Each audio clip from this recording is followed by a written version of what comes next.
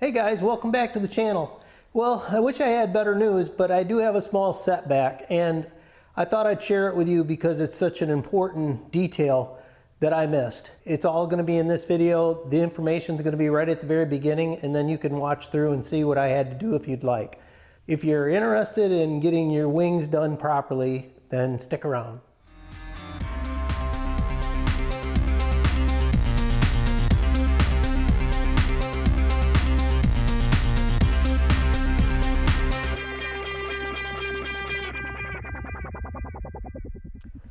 Okay, I'll give you the information right at the very beginning of the video, so you can watch through and see what I had to go through, and if you're interested in that at all. But there's a picture in the book of a straight edge on the wing so that you could know the position of your flaperon in its neutral position. Pretty basic. I just thought of it for that. I didn't think of it to check out where your trailing edge is. Well, this one is where it's supposed to be. It's within reason. It's when you put this on there, it's kind of not touching here. It's touching a little more there. Down there, it's touching a little more. But it's in a good enough spot where I can get my 19 millimeters all the way across. The other side, when I was putting my flaperons on and measuring for them for the neutral position, this was way down. I couldn't even I made a 15 millimeter block, which is outside of specs. The specs are 19 millimeters plus or minus 2 millimeters, so you could go down to 17. So I talked to Roger about it and said, what's my fix? And he said, you got to take the trailing edges off. The trailing edge skins off. The wings are perfect. It's just this bend is really crucial when it's in, and up here where the top holes are, if they're off a 1/16 of an inch where they're stamped, which they're done in a CNC, so I don't know how that could be. It's probably in the bend because the sheet metal is all cut out, I believe, when it's flat and then stamped. And if this is off a 1/16 of an inch, it makes it either go low or go high. So this side works out really good. The sad news is I've got to take mine off on the right, and this video is about that if you want to see. The other thing that I will document is the biggest problem with taking these off, and Roger pointed it out, don't order them until you're completely off and happy with the results, because you could damage things taking these off. And we're going to get to it now.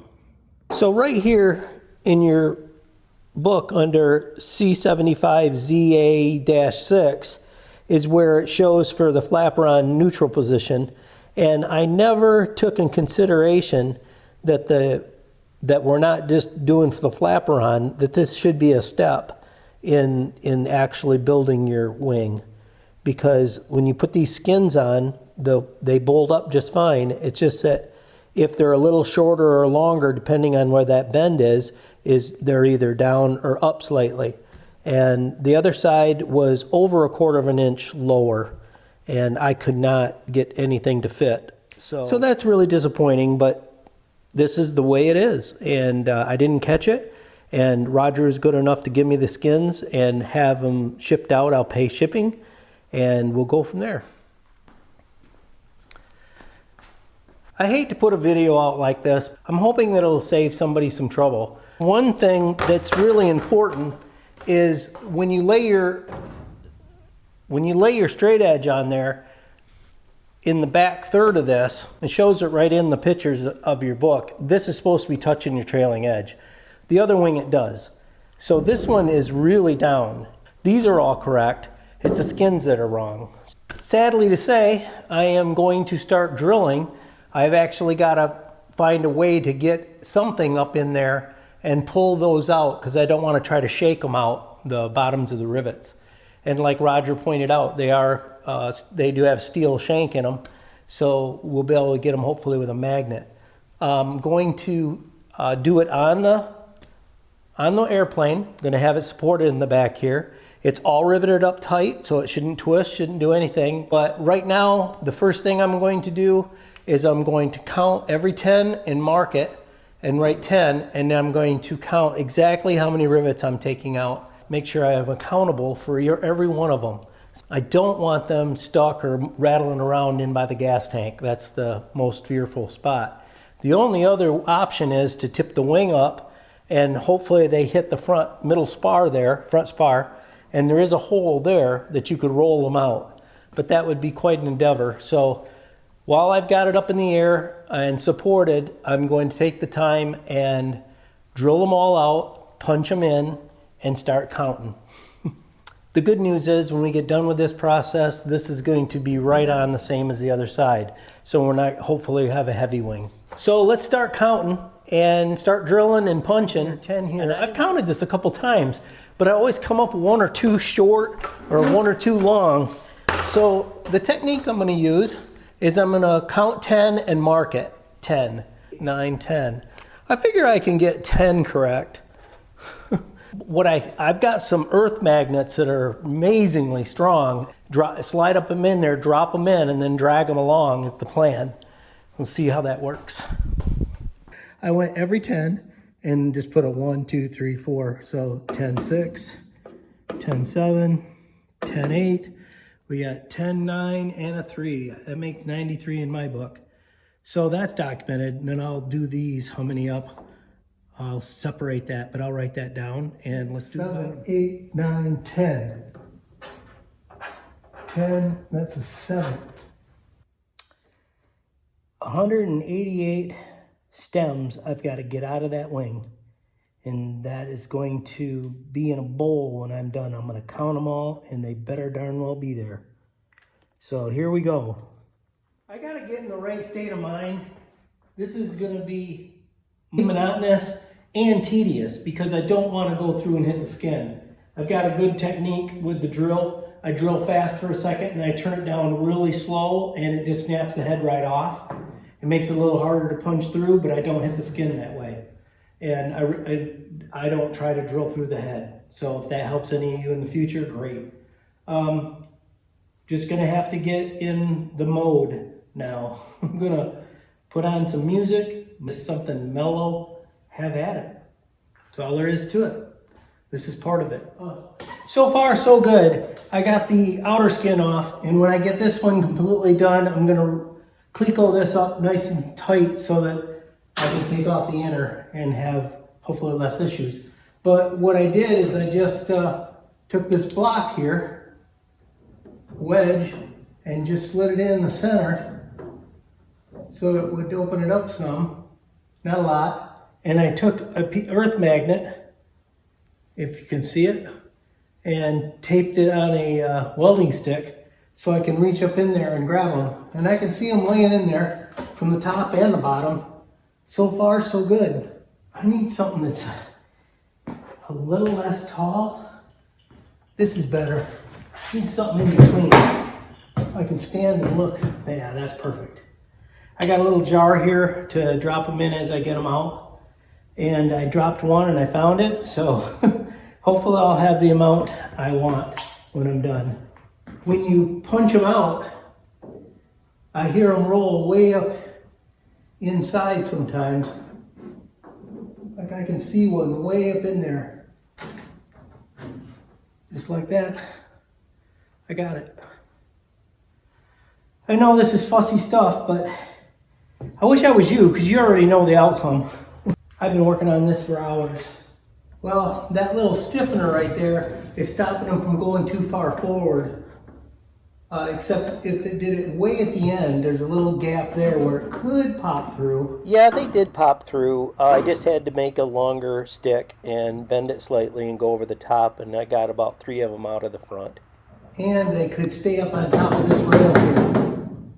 So I've got to create something I can reach in with and come back and touch alongside. Okay, I counted them all on this end, and oh, it's thunder now, cool. And I counted them all, cleaned the floor really good, vacuumed up all the stuff, and I found a couple that fell out when I opened it. They rolled out, and I was missing one. So I made one this angle, in case you have to ever do this. so that you can reach in and tip it up and come back and do the top of this lip. And it was laying, and that one got it. So this side's done. Well, it's the next day now, and I have to say that was more work. I'm very surprised at how strong it is without that on there, without the rear rivets in.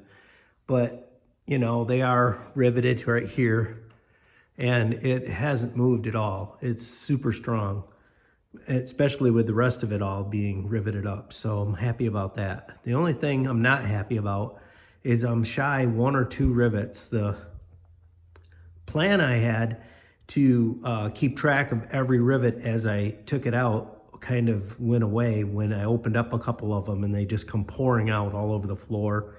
Some went in cracks, I think. So I did lose count. I put them on the kitchen table and I counted them all up when I was done. And at one point, I was down 1. So, you know, that's the way it is.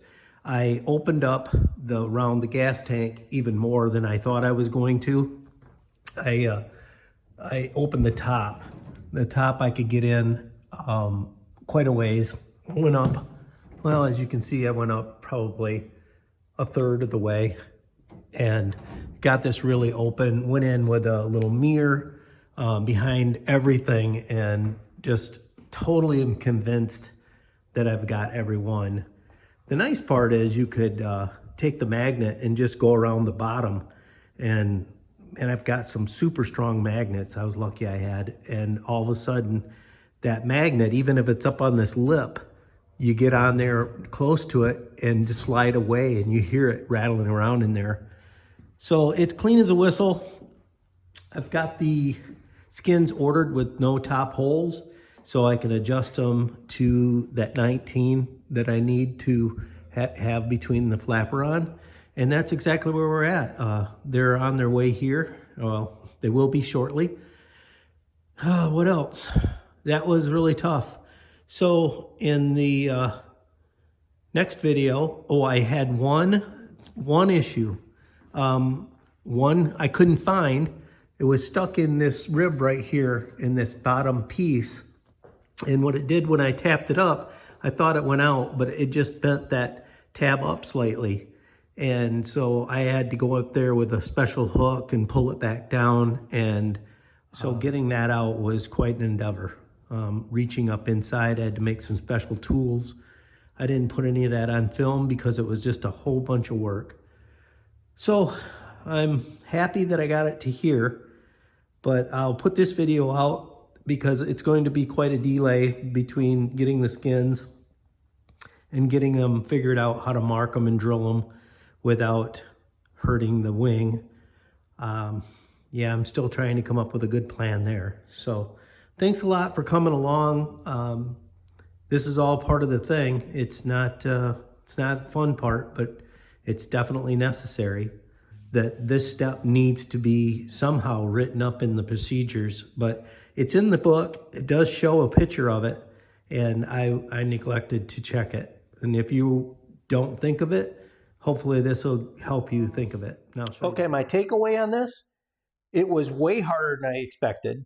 It was a solid 8 out of 10. I wish I would have found them all, but I'm really convinced I got them. I mean, wherever they went, I'm not sure. Probably in the cracks, maybe a miscount, I don't know. Now I've done hours of work around the gas tank with mirrors and flashlights and magnets and you name it, and there's nothing else in there that I can find. And I've been able to look on the backside of cork and all the things that you would think of. But the most important thing is we're amateur builders and we're going to make mistakes. And I don't know if this was a mistake. It's more of an assuming thing. I assumed that they were good because they bolted up good. I mean, they clecoed up nice. If I was to ever build another Zenith, that's one of the things I'd check right away. So I'm hoping that that's what you guys are going to do now with your wings. Well, at least now I'm at the part where I know the outcome. I'm happy with what I did to take it all off. It was It was very tedious making things to reach around corners and making sure a tape didn't break and the magnet fell off. That happened once. There's a lot of things that happened. I was in here all day, and well, not counting lunch, and we got it. So now I just can't wait for my skins to come and figure out how I'm going to draw them out. Hey, just another quick update for those who stuck around. I did order another set of bolts for this, and now I can see the grip coming through the other side, so that's awesome. I can put a washer here and a washer here, and it'll be perfect. And got all the material being covered by the grip. Thanks a lot for sticking around. We'll call this one done. We'll see you in the next one. I'm lucky to find a boot that I really like. I'm going to come up with a little piece of tubing to go in there because this is a little bit bigger than my rudder shafts. And then I'm going to make a little metal band to go around that so that I can, and if you can tell, I'm going to install those in there. I've seen that online. I think Scott got a set of them. And I'm going to leave the metal out completely and seal this right off. In a case of a fire, I'm not sure how resistant these are. That would create quite a hole there. I might come up with some way of maybe drilling the big hole, putting those metal plates in there also so it can slide up and down. But anyway, that's another thing I'm going to start soon.